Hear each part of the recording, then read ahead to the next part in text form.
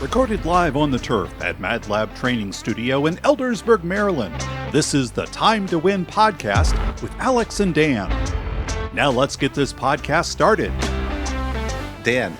Yes. Dan, are you ready to win? I'm ready to win, Alex. Okay, because it's that time again. It is time to win. Yeah, okay, everyone. I'm Alex.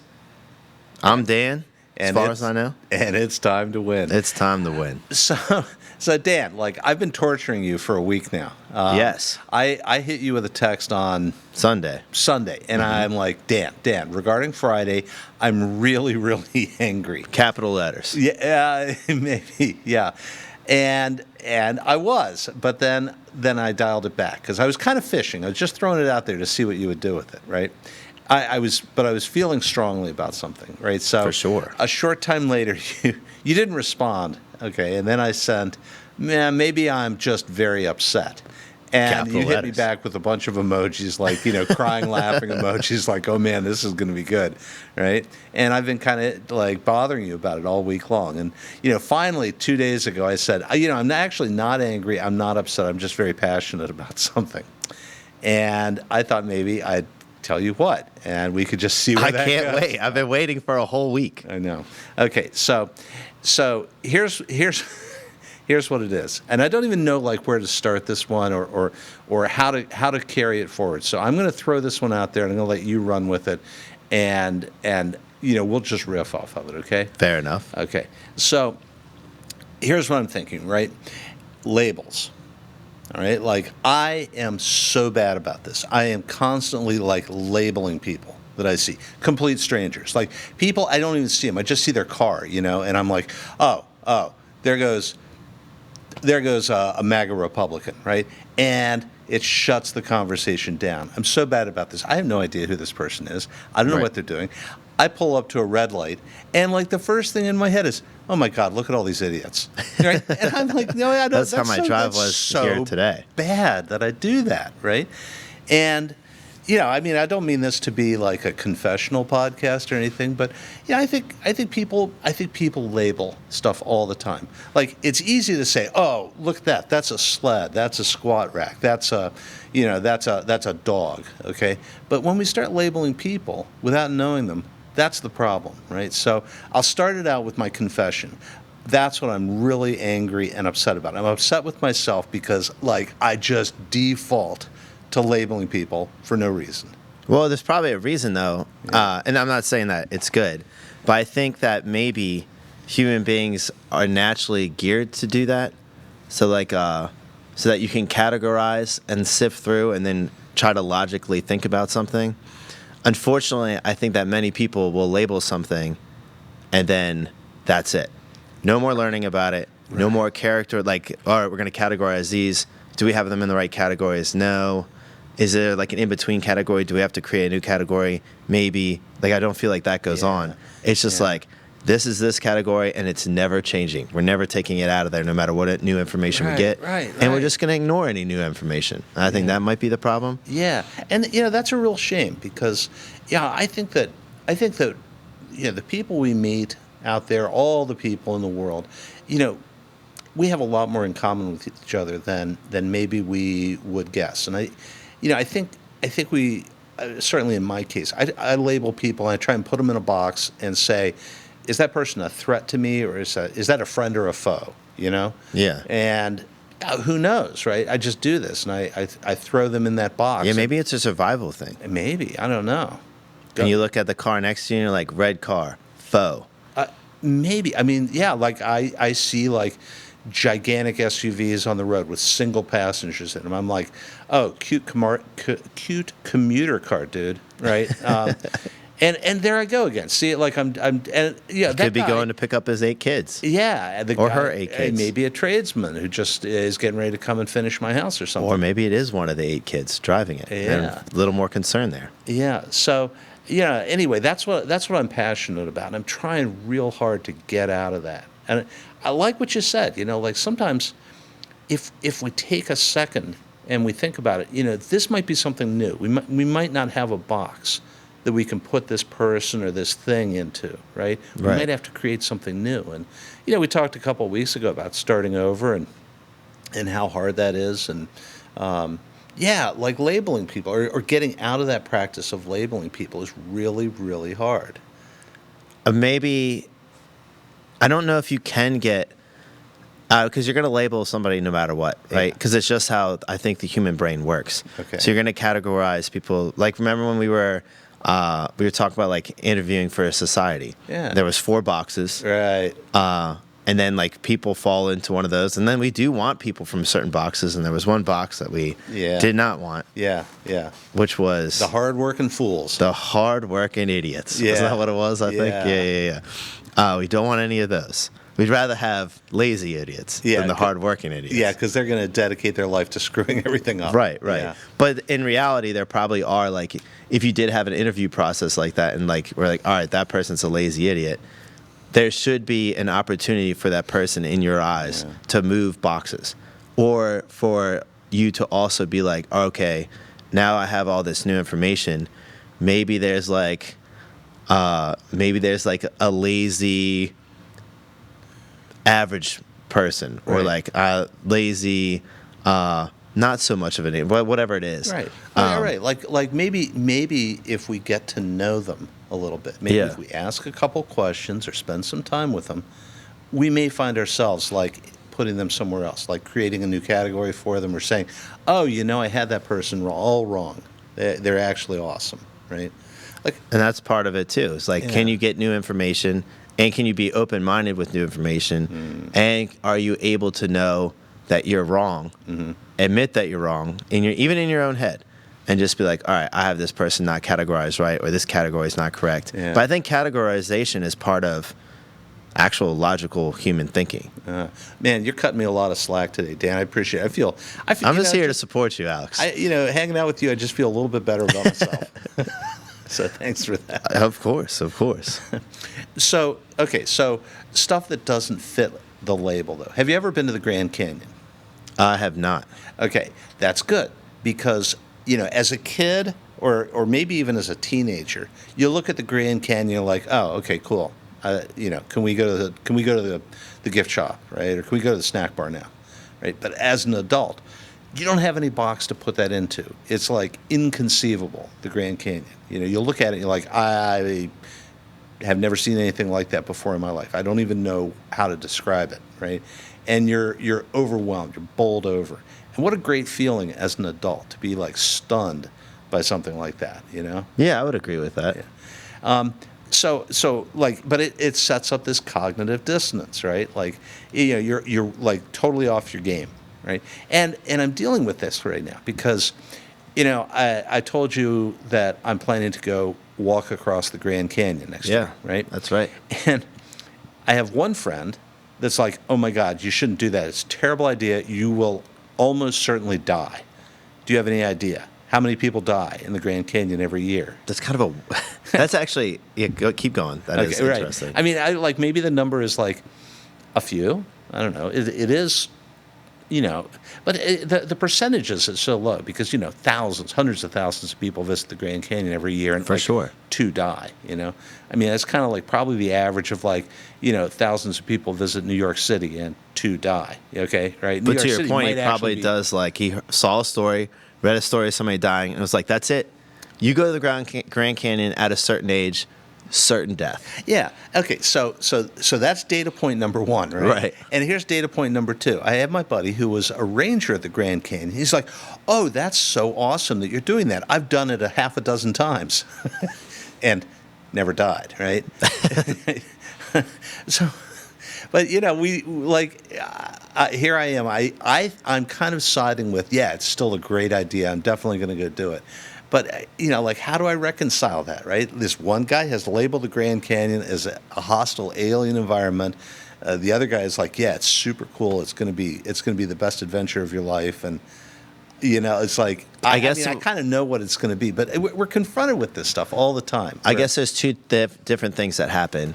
So, one, your risk-reward system kicks in, right? And you're like, okay, if it is as great as the ranger says it is, that would be awesome. Plus, if I go do it, I am kind of like sticking it to the other friend, and I lived, right? Or you might be like, on the other side of things, you go, technically, I could die.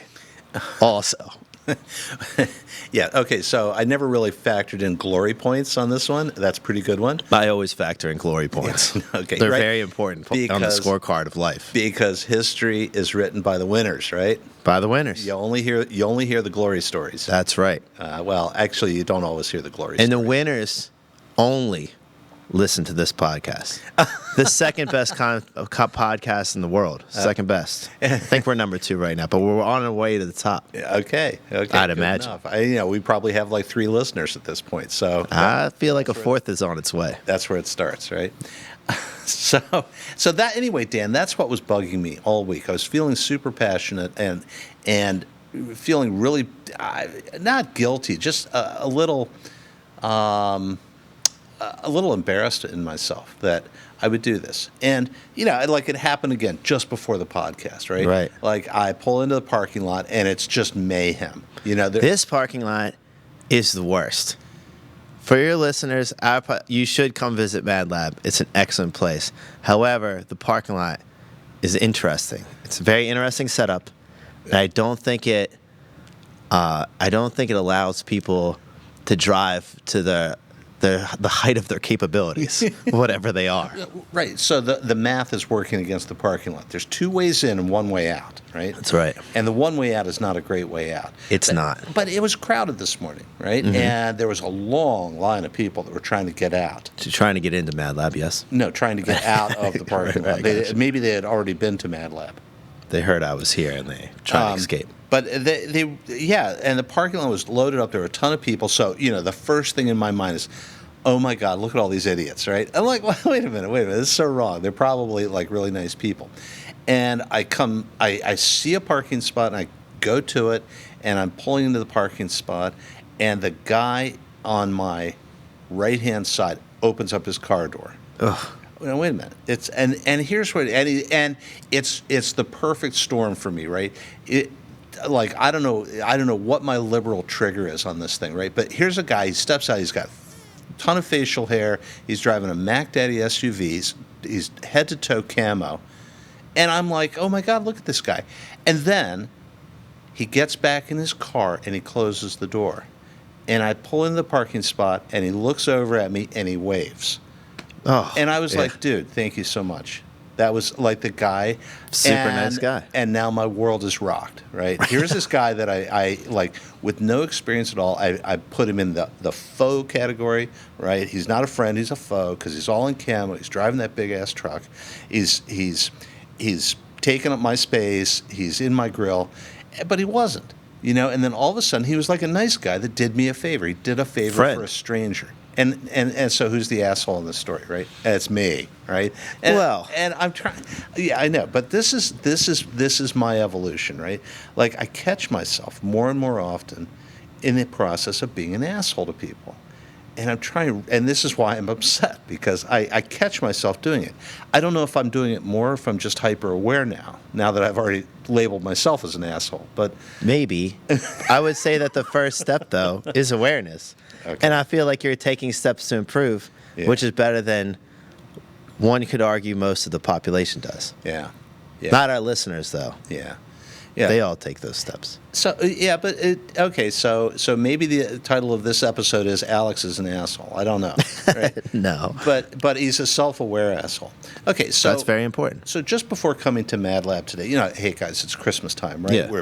We're pulling out all the stops. We're getting all the Christmas decorations up. My house is like a freaking yard sale right now. There's so much Christmas decorations. There's way more than you can put up.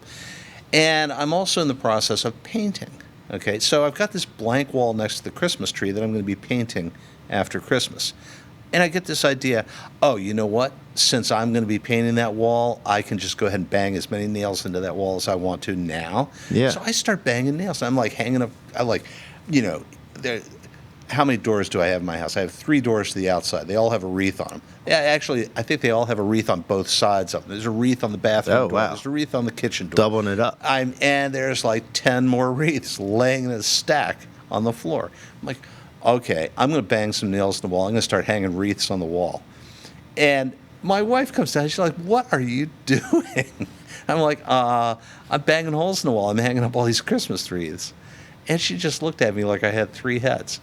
And She gave you that look today when you walked in. Yeah, and she does that. It's kind of like the default look at Alex, the That's guy fair. with 3 heads. But I just do this stuff without even thinking about it. I'm like, oh, what a great idea. Or, hey, what a great idea. I think I'll walk across the Grand Canyon sometime. And But I think that's a good thing. I think you should have sporadic ideas, spontaneous ideas, and it's good to act on them. yeah. And it's like anything else. There's positive and negatives with whatever. Yeah. For sure. But Dan, I sorry, I'm saying "but" a lot. I'm self-defeating today, right? I'm my own worst enemy today. I do stuff that is so out of the box sometimes. Like, oh, I'm going to hang all these extra Christmas wreaths. I'm just going to hang them on the wall, right? I'm just going to go and do that. I'm not even going to talk to anybody about it. I'm just going to go walk across the Grand Canyon. I'm just going to, I don't know, whatever, do another shot of tequila, whatever. All sorts of We did a little bad, too much of that last night, for sure. so much bad mojo flowing in my veins right now. It's just, it's nutty. Well, you've said 2 things that have made me upset. I will say, not because you upset me, but I was starting to think about it. One, And there goes the whiteboard. was that thing important, Mike? No. It was just there? It was going to tell you how much time was left. Well, now this will be never ending, which is great. Anyway, there's 2 things in particular. One, you were talking about driving. Yeah. So driving is something that does upset me from time to time, and so much so that I even started writing a book on it. Oh, okay. It's what did I call it? I said, "How to Not Drive Like an Asshole." A book for teenagers and old people and everything in between. Wow. Yeah, I think is what it was called. And it goes into some of the finer points of driving that I feel like many of the population don't quite understand, such as merging 2 lanes going down into 1 lane, stuff like that. Are you a blinkers guy? Like So I get a little bit of scuff for this, Okay. because I don't always use my blinker. Uh, I always use my blinker if I think it's important that the person needs to know what I'm doing. Mm-hmm. If there's nobody on the road, I'll just turn. Okay. I don't need my blinker because I know there's no one behind me. No one needs to see that what I'm doing. That reminds me of something we talked about last episode. We talked about like obedience versus understanding. Yeah. Right. And obedience would be, I don't care if there's nobody around. I'm stopping. I'm gonna use my turn signal. But understanding is, hey, wait a minute. There's no risk here. I'm just gonna do it because there's nobody to signal to. Like if I walk by Makes somebody sense. Yeah. and I'm going to bump into them, or like I'm going to slide by and I feel like it's pretty uncomfortably close, Yeah. I'll say excuse me. But if I'm walking in an open space, I'm not just going to start saying excuse me walking around like a crazy person. Yeah, that'd be a little Not weird. that I'm not crazy, but not that crazy. That'd be a little weird. Yeah, a little bit weird. Yeah, so I've been in the middle of writing this book on and off forever. All right. I feel like. So maybe one day I'll finish it. Maybe one day I won't. I usually only start writing when I'm angry at something that happened on the road. And then I'm like, I need to write this book that other people need to read. And not that I'm the greatest driver of all time. I'm probably top 10, I'd imagine. I'm just kidding. I'm not. Top I have 10? Top Wow, 10. that's I'm big. on the way to the top. Wow. The other thing that you said, you talked about dying in the Grand Canyon, Oh yeah. which is an interesting thing if you really start to think about it, because people are very concerned about death. Yeah. And then you have some people that are not concerned at all about death. Right. And it's one of the most interesting topics there is, because there's no one has any experience with it, right? And we're talking about driving. Many people can teach you how to drive a car. People can talk about it. They've driven multiple different cars. They've owned a lot of different cars. Maybe they own a lot of cars at this point. But there's no one you can really talk to that has died and then has the experience, other than people that are like, maybe their heart stopped for a little bit. They came back. They said they were dead, but who knows how that works. Yeah. And maybe like no one knows what happens afterward. There's no information on this. All just theoretical and guessing. Right. But there's a huge fear attached to it, and many people do things their whole entire life to either not die Right. or to prevent it for as long as possible. Yeah. for reasons unknown. Okay, so back to the topic at hand, Alex the asshole. All right. So I was accused, I don't know, within the last 2 years probably, of being an insensitive asshole because somebody that I knew died, and everybody was just on the ground with grief, like sobbing and wailing, and I was like, this person had such a great life. I'm so glad I knew them, right? And I wasn't, I guess I wasn't happy about it, but I was, like, my default was to automatically start celebrating this person, right? I think that's great. I'm so grateful that I knew this person. I'm so grateful I spent time with them and learned these things from them and shared these memories. And I'm sorry I won't make new ones, but that's one of my pet peeves too. Okay. So like another thing surrounding death that has angered me. Okay. Is, all right, let's say you went to high school with somebody, you knew who they were, but you weren't, maybe had some conversation with them or whatever. You find out that they die, and then you tell everybody for the next like 2 weeks, and you go to the funeral and everything, and you make it like a whole thing centered around yourself because you knew somebody that died. Right.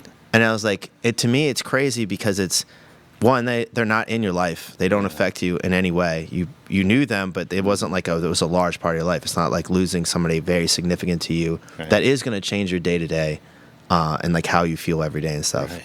Right. But then you somehow made their death about you, and to me, that's incredibly selfish. Yeah. And we all know people like that. Yeah.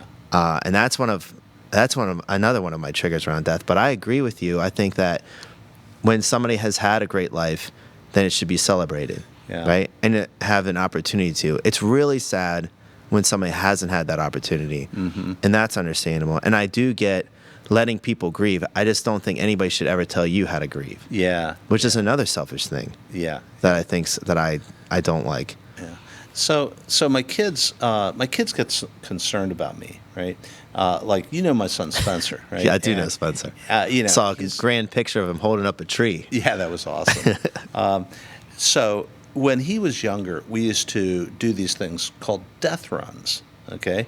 And, we would wait until, like, the worst possible weather. Like, it's 25 degrees outside and it just started snowing. Hey, let's go for a run. How very Alex of you. Well, and Spencer. And Spencer, because he would do it too. That's amazing. We would go together. Maybe how very McClung of you guys. I guess. Or like, oh my gosh, there's a thunderstorm. Look, it's pouring outside.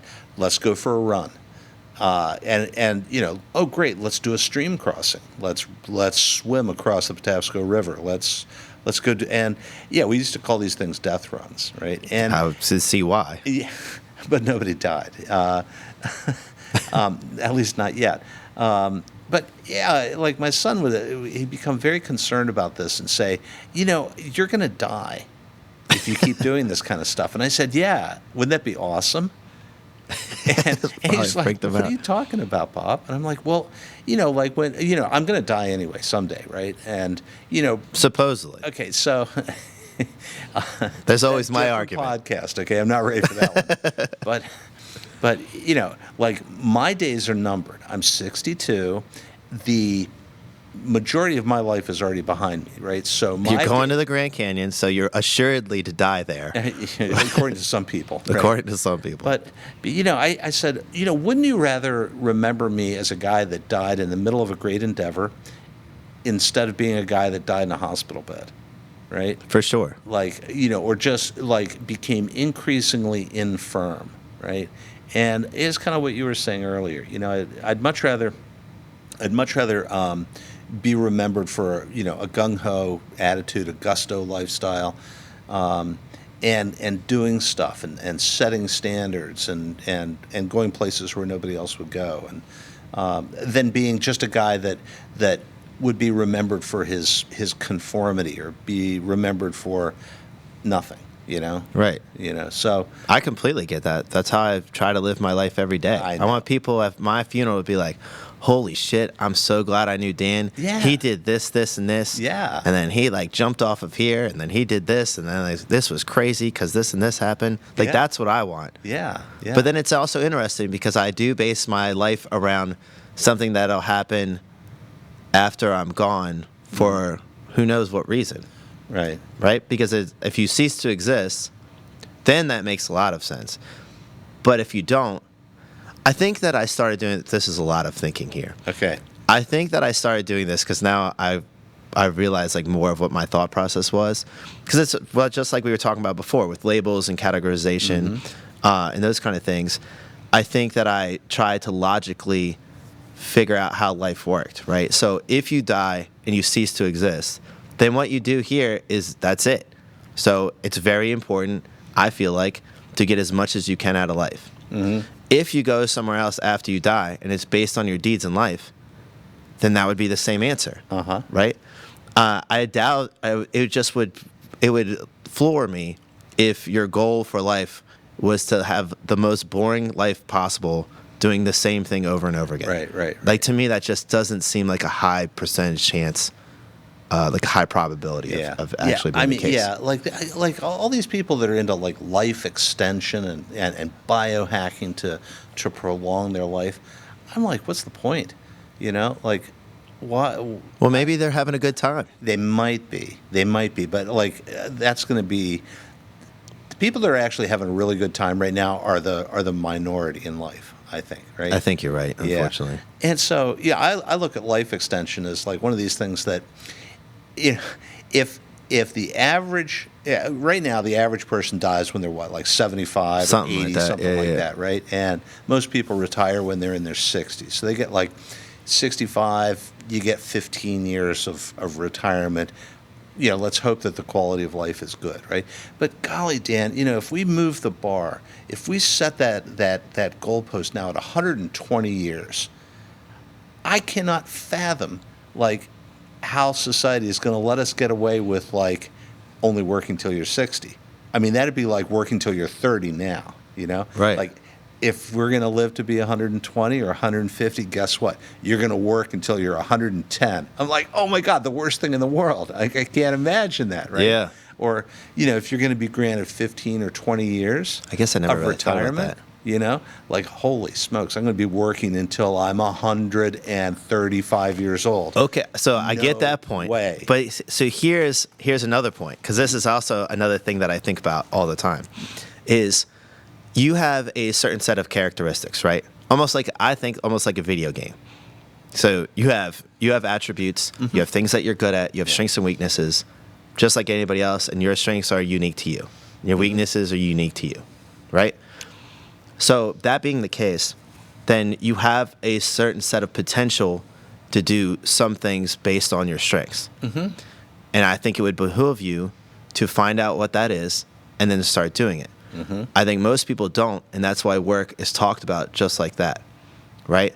If I had to do something with Mad Lab, if I had to work in a normal job, like I sold gutters at one point for like 3 months. That was about it. It was terrible. Yeah, can you imagine selling gutters until you're 120 years old? I wouldn't have made it. I would have thrown myself off of a bridge or somebody's roof. Right. Way before then. Yeah. But I could imagine doing something with Mad Lab until I'm 120. Okay. And I would love to see if I had that much time where it would go. Yeah. Right? Or like what my next adventure would be. So I think that if you're just looking at work and you're looking at work as just something that you go to survive that you don't enjoy at all, then you have a great point. Yeah. But then when that behoove us to more find your potential and find out what you should be doing with your life so that you're fulfilled in your work would be my question. Yeah. Okay. So once again, I'm going to take that and kind of, pivot that. Not pivot it. I'm going to turn that argument around a little bit. All right. Like, this thing's spinning.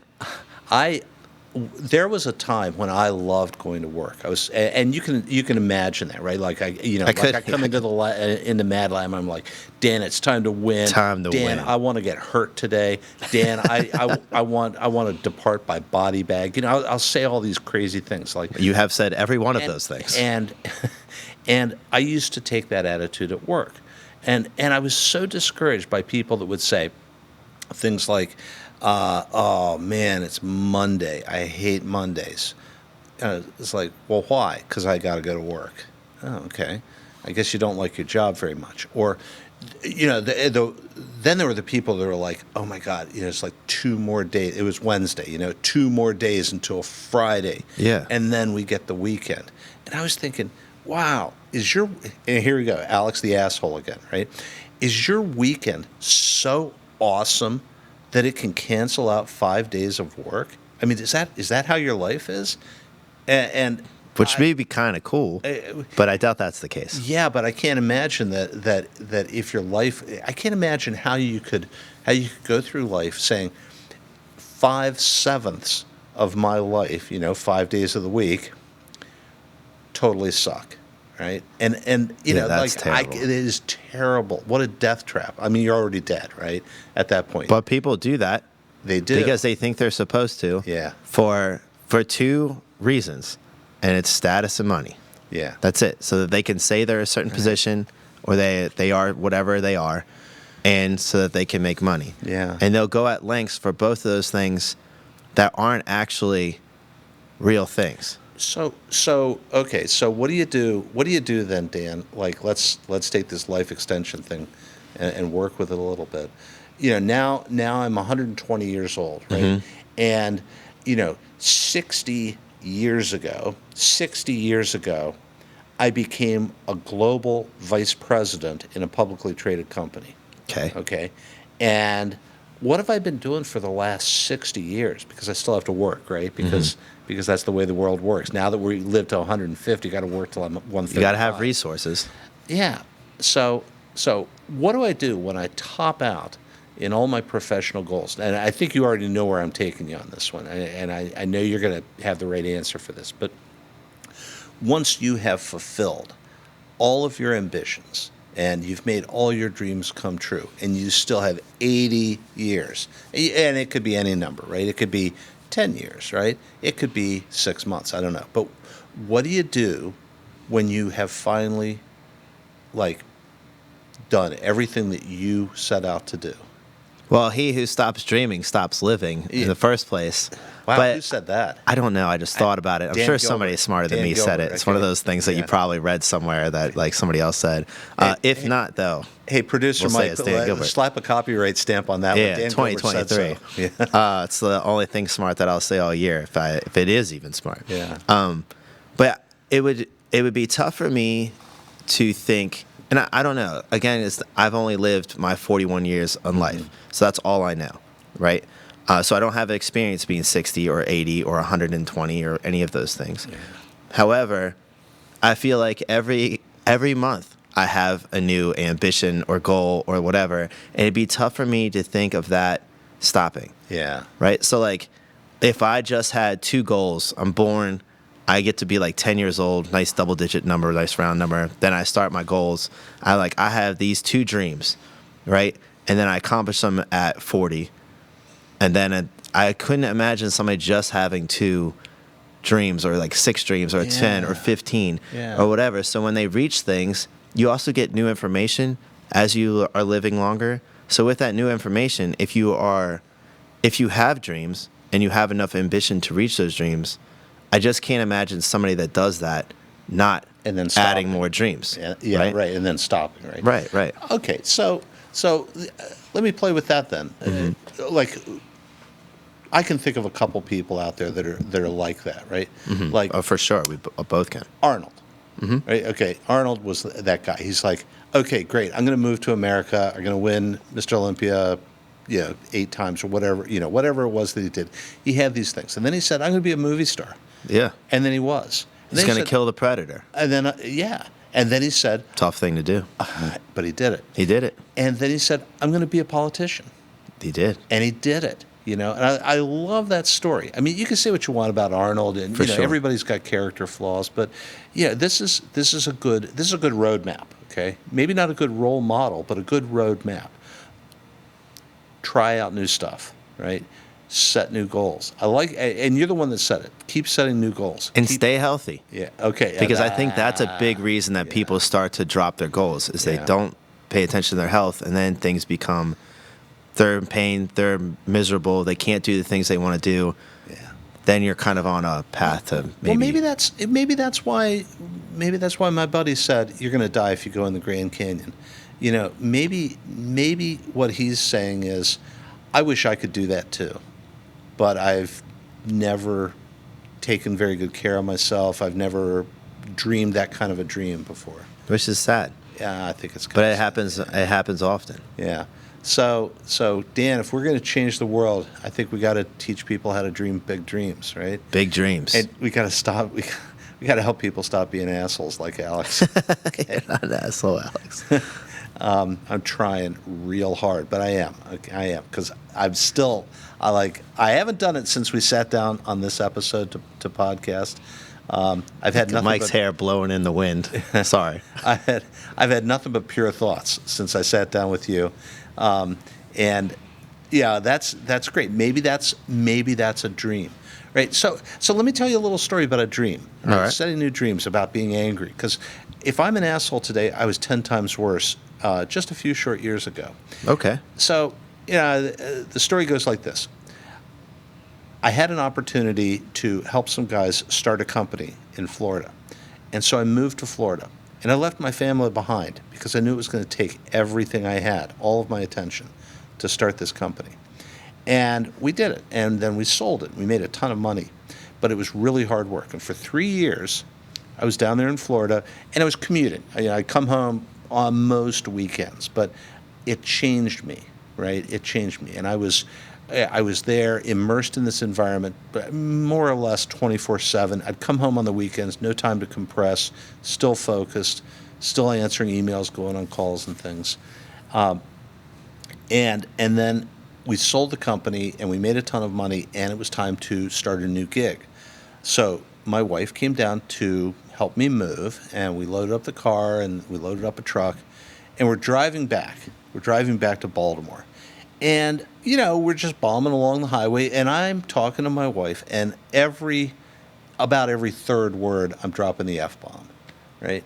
And she says, wow, you are dropping the F-bomb all over the place. Why are you so angry? Brenda called you out. She did. Good for her. Good for her. Yeah. It's like one of the best things that ever happened to me, Brenda. Yeah. But she calls me out on it. She's like, why are you so angry? And I'm like, I don't know. I'm not angry. She says, yeah, you are. Listen to yourself. Every other word is you're dropping the F-bomb. You're clearly upset about something. You're very agitated. And I said then and there, I'm going to stop doing that.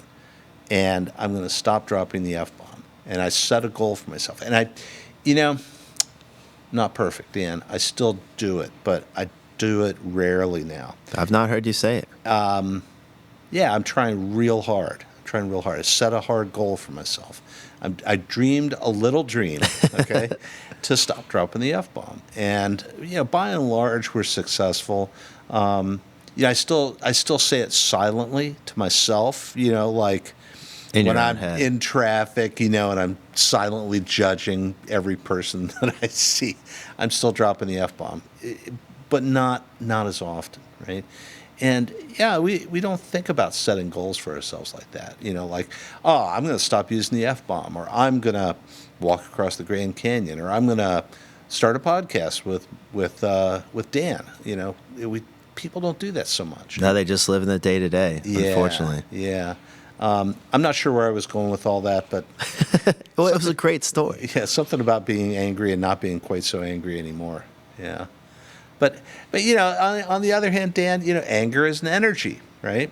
And somebody told me, it may have been one of my docs, in fact, said, it's okay to be angry. It's what you do with that anger that is important, right? Anger can be an energy, and anger means you still care. And Dan, when we were doing this email exchange or this text exchange earlier in the week, we very quickly went from angry to passionate. And I think my doc had it right. If you're angry, it means you still care about something. That's fair. Okay, so I don't know. Maybe you're not an asshole after all. I'm gonna let my peers be the jury on that one. I'm a notoriously bad self-evaluator. Okay, so I'll let history be my judge on whether I am or I ain't. But what I do want to do is give everybody permission to be a little bit angry, and use that anger for good works. Okay, use it to make the world a little better place. I just want to tell everybody about my friends across the street, CNA Auto here in Eldersburg, Maryland. You have your car catch on fire, explode, tire goes flying off, or maybe it's something like a transmission or even an oil change, or you need something done to your car in any way possible. My friends at CNA Auto will take care of you. All of your automotive needs, no matter what the car, you bring it in, Adam will take care of you. Tell him Dan sent you. Tell him your friends at Mad Lab sent you. Yeah, there's another person out there I'd like to give a shout out to. Like Jocko, you haven't endorsed this podcast yet, but you've provided a lot of creative energy. And Jocko, if you're ready to win, we're ready to host you here on the podcast. So Jocko Welling, thanks for the inspiration. Look forward to hearing from you soon. I'd also like to take time to thank my friends at the Locomotive, a nice little bar down on Main Street. You can get a lot of specialty cocktails, or you can just have a beer, or my favorite, a little bit of tequila. Go in there, nice atmosphere, good food, great drinks, and even better people. Okay, Dan. So we got the automobiles covered with CNA. Adam Yes, CNA. yep. We've got Jocko for creative inspiration and motivation, as if we needed any more, right? We've got the Locomotive for eats and drinks. I think the only thing left to cover is everything else. And if there's anything else you need, you're going to find it at Kendall Hardware down in Clarksville. Oh. Thanks for everything you're doing down there. And Kendall Hardware, and we look forward to seeing you sponsoring this podcast sooner rather than later. Absolutely. And earlier, Alex, you mentioned that you were an asshole. I did. Yeah. I don't think that's true, especially after this podcast, for sure. You're definitely not anymore. I would say that you're the man. That's real nice of you, Dan. I'm not the man. I'm just some guy. What time is it, Dan? Oh, it's time to win. Yeah. Thank you all.